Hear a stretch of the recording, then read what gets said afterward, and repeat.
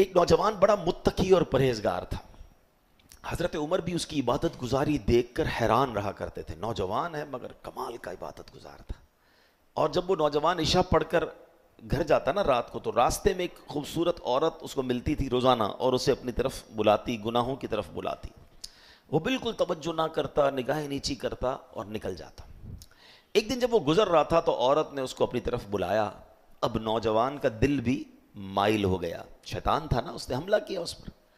جیسے ہی وہ عورت کے قریب پہنچا اسے اللہ کا یہ فرمان یاد آیا.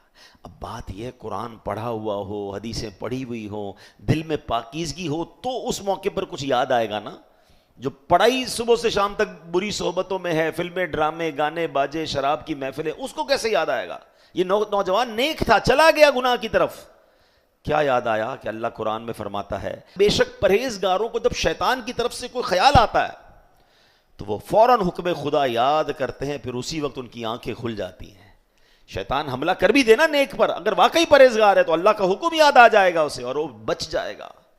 اب اس بندے کو جب یہ یاد آیا کہ میں کیا کرنے لگا تھا, میں تو چل پڑا تھا گناہ کی طرف, اس پر ایسا اللہ پاک کا خوف غالب ہوا کہ وہ بے ہوش ہو گیا, زمین پر گر گیا. اتنا خوف.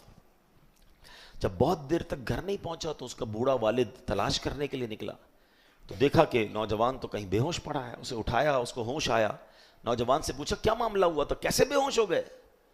اس نوجوان نے شرمندہ ہو کر اپنے والد کو پھر یہ واقعہ سنایا کہ میرے ساتھ ایسا ہوا. مگر جب یہ واقعہ سنایا دوبارہ آیت کریمہ پڑھی یہ والی, ایسا خوف خدا دل پر طاری ہوا کہ چیخ ماری اور اس کی روح ہی اس کی جسم سے نکل گئی. اسی خوف خدا میں انتقال ہو گیا.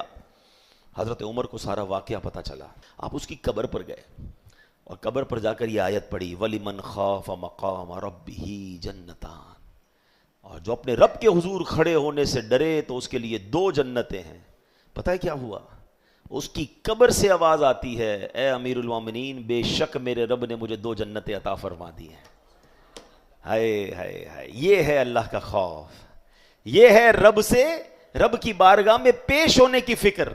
اس نے حرام چھوڑا کہ اللہ دیکھ رہا ہے, اللہ نے اسے 2 جنتیں عطا فرما دی. ادھر تو ڈھونڈ کے حرام کرنا ہے, ادھر تو تلاش کرتے لوگ کہ بتاؤ کدھر کون سا حرام کام ہو رہا ہے, کون سے ملک میں آسان ہے, کون سے علاقے میں آسان ہے, کدھر جائیں گے تو زیادہ معاذ اللہ انجوائے کریں گے. سوچتے نہیں کہ میں جدھر بھی چلا جاؤں میرا رب تو دیکھ رہا ہے نا, میں اللہ سے تو نہیں چھپ سکتا.